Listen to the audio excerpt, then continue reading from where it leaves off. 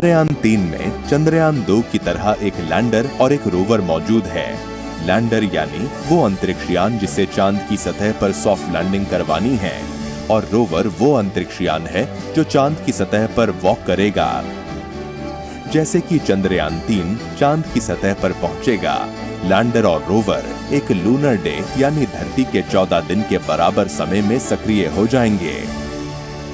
Wanted to know about the issues that we faced during Chandrayaan-2 and how we are circumvented or solved those issues in Chandrayaan-3. Right. See, Chandrayaan-2 was hugely very good until its last phase of its landing, where we could not achieve the soft landing. It landed with a higher velocity, so that we call it as crash landing.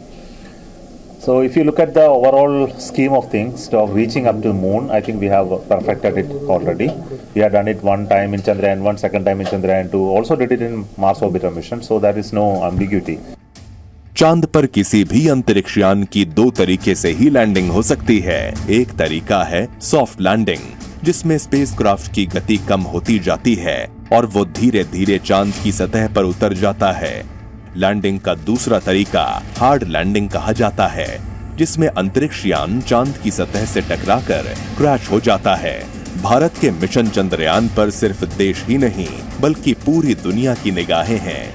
दरअसल चंद्रयान-3 का lander चांद की उस सतह पर उतरने वाला है जिसके बारे में वैज्ञानिकों के पास अब तक कोई भी जानकारी नहीं है।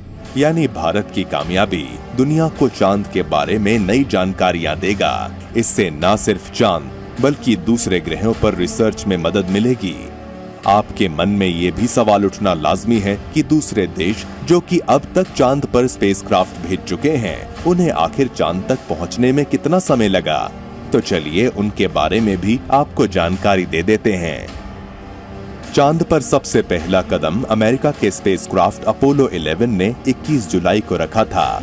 16 जुलाई 1969 को इसे रवाना किया गया था और 5 दिन से कम वक्त में ही ये चांद पर पहुंच गया था। नील आर्मस्ट्रांग पहले व्यक्ति थे जिन्होंने चांद पर पहला कदम रखा था। रूस का पहला अनमैन्ड मिशन लूना 1 सिर्फ 36 घंटों में ही चांद पर पहुंच गया था। 2010 में चीन के स्पेसक्राफ्ट ने सिर्फ 4 दिन में चांद की दूरी तय कर ली थी, जबकि भारत के चंद्रयान को चांद तक पहुंचने में करीब 42 दिन लगेंगे। ऐसा इसलिए क्योंकि इसरो के पास इतना शक्तिशाली रॉकेट नहीं है जो चंद्रयान-3 को सीधे चांद के रास्ते पर भेज दे। चंद्रयान-3 दूसरे रास्तों से चांद की ओर जा रहा है। धरती की अलग अलग कक्षाओं और इंजन बर्न्स का इस्तेमाल करके चंद्रयान-3 की गति बढ़ाई जानी है। इंजन बर्न्स के जरिए चंद्रयान-3 को ऐसी ट्रैजेक्टरी पर डालने की कोशिश की जाएगी जो चांद की कक्षा से टकराती हो और फिर से चांद की कक्षा में छोड़ा जा सके। इसरो ने चंद्रयान-3 के लिए ये रास्ता इसलिए चुना है क्योंकि इससे कम ताकतवर लॉन्च व्हीकल से भी काम चलाया जाता है। यानी ये उपाय थोड़ा ज्यादा समय लेने वाला जरूर है, लेकिन सब कुछ ठीक रहा तो अगले महीने 23 अगस्त को भारत का चंद्रयान-3 इतिहास रचेगा। ब्यूरो रिपोर्ट, जी मीडिया। आइए अब आपको बताते हैं कि चंद्रयान-3 का अब तक का सफर कैसा रहा है। इसकी लॉन्चिंग हुई 14 जुलाई को, जबकि पहली कक्षा में ये 15 जुलाई को पहुंच गया। बिल्कुल, और दूसरी कक्षा तक ये 16 जुलाई को पहुंचा।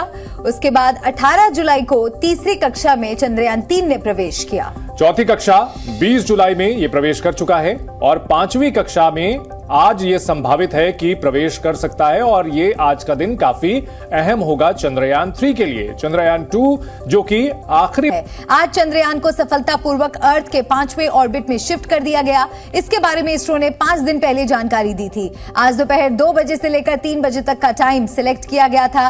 देश के लोगों के लिए ये वक्त बिताना बहुत मुश्किल रहा। सोशल मीडिया पर इसे लेकर सबसे ज्यादा सवाल पूछे गए। ट्विटर पर इसरो और चंद्रयान ट्रेंड करते रहे और खबर मिलने के बाद इसरो को बधाई भी दी।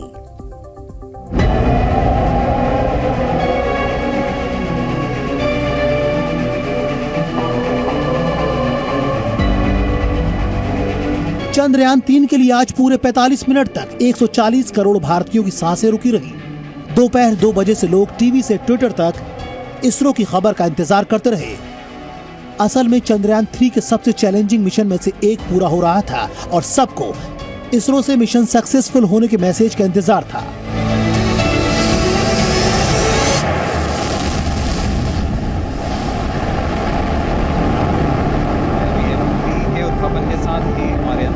दोपहर 2:45 पर इसरो ने ट्वीट करके चंद्रयान 3 की कामयाबी के बारे में बताया।